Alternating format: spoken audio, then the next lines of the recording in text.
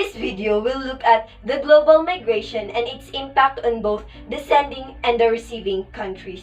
Although we will cite numerous challenges related to global migration, migration should not be considered a problem. There is nothing moral or immoral about moving from one country to another. Human beings have always been migratory. It is the result of their movements that areas get populated, communities experience diversity, and economies prosper. Thus, rather than looking at migration in terms of simplistic good or bad lens, treat it as a complex social phenomenon that even predates contemporary globalization. But first, what is migration? There are two types of migration. The first one is the internal migration, which refers to the people moving from one area to another in just one country. And the second one is the international migration, in which people cross borders from one country to another. International migration can be broken down into 5 groups. First are those who move permanently to another country, or called as the immigrants.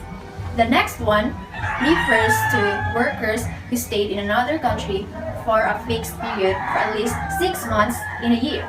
Next are those illegal migrants whose family have petitioned them to move to the destination country.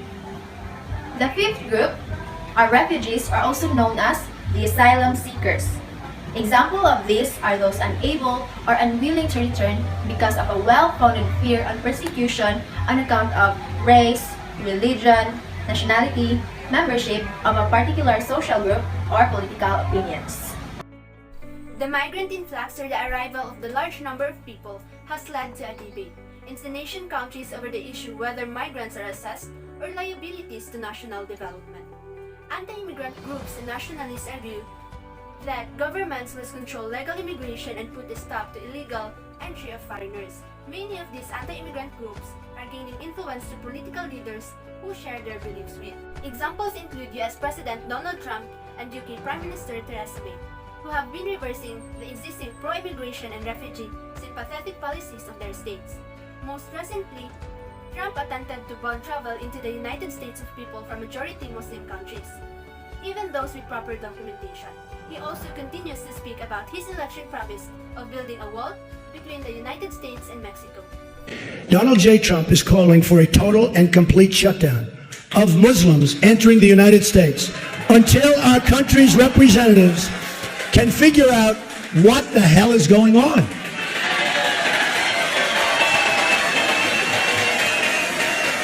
We have no choice. We have no choice. The wisdom of this government action has been consistently belied by the data. A 2011 Harvard Business School survey on the impact of immigration concluded that likelihood and magnitude of adverse labor market effects for native from immigration are substantially weaker than often perceived. The fiscal impact of immigration and social welfare was noted to be very small.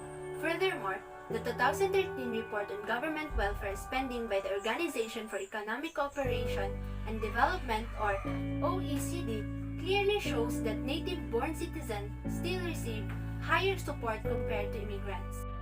There are lots of advantages in global migration. But now, let's take a look of what hinders development, or what's the downside of it. The main issues or disadvantages of global migration are these what we call the brain drain, the human trafficking, and the migrants' integration. Countries around the world are competing for resources, and prime among those resources is human capital. When talent consistently leaves the country of birth for opportunities abroad, it creates a persistent drag on the home country's economy and blights its growth, a phenomenon recognized as brain drain. The pain is most keenly felt in developing countries. A high proportion of high-skilled immigrants do not return to the home country. Overall, up to 1/5 of students who study abroad do not come back, at least not immediately. And there is evidence that those who go for their master's and PhD are least likely to return. Due to brain drain, talent becomes scarce, more expensive, and hard to retain. And companies begin chasing few qualified individuals, triggering the cost of talent to become exorbitantly high. One temptation in handling the immigration of those educated out of the country might be to pull back on education initiatives, which could have negative side effects. Migration has been one of the major contributors to the development of the most talent-ready countries such as Singapore, Switzerland, and Canada. Also, the possibility of earning higher income encourages people to take education more seriously and to aspire for higher education. Furthermore, immigration of those who enter the talent pool has been found to stimulate the development of human capital. And if they do return home, they bring back useful skills and professional networks back with them. On top of the issue of the brain drain, sending state must likewise protect migrant workers. The United States Federal Bureau of Investigation lists human trafficking as the third largest criminal activity worldwide. In 2012, the International Labour Organization or ILO identified 21 million men, women, and children as victims of forced labor. An appalling 3 out of every 1,000 persons worldwide, human trafficking has been very profitable, earning syndicates, smugglers, and corrupt state officials profits of high as 150 billion US dollars a year in 2014. Governments, the private sector, and civil society groups have worked together to combat human trafficking, yet the results remain uneven. And the last one is the problem of integration. This issue relates to how migrants interact with their new home countries. They may contribute significantly to the host national GDP, but their access of housing, healthcare, education is not easy. There is of course considerable variation in economic integration of migrants. Crucially, the lack of integration gives xenophobic and anti-immigrants group more ammunition to argue that these new citizens are not often nationals in the sense of sharing the dominant culture. Now, in order to solve these issues of brain drain, human trafficking, and the migrants' integration, various steps have to be taken by all forms of organizations, governmental, non-governmental, profit-based, and private to public partnerships. Let's solve first the issue of brain drain. There are some basic initiatives that can tackle brain drain, which are rural development, in which there can be various employment opportunities developed in the sector of education, women empowerment, agriculture, handicrafts, etc., where highly skilled youth can contribute to the development and also earn a decent income through their contribution. Next is tackling underemployment. The companies recruiting employees should take utmost care to resolve any form of underemployment in their organization. A person should be given job based on his interest, caliber, and academic merit. The designation and post assigned to a person plays a very important role in the performance and efficiency of work. The salaries are one of the most important economic factors that lead to the brain drain as the employees finds the payment attractive in the other countries.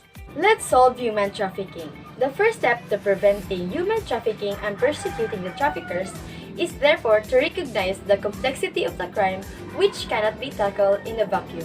We need everyone to be aware of how it affects them and what they can do to stop it, and let's start freedom. Only with a concerted effort by governments, private companies, non-governmental organizations, and above all communities can we hope to end the horror of human trafficking.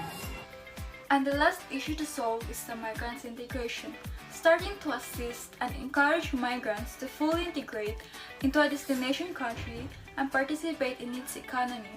Effective supports must exist. They are the basic foundation upon which this success will be realized. As a conclusion, global migration entails the globalization of people. Unlike the broader globalization process, it is uneven.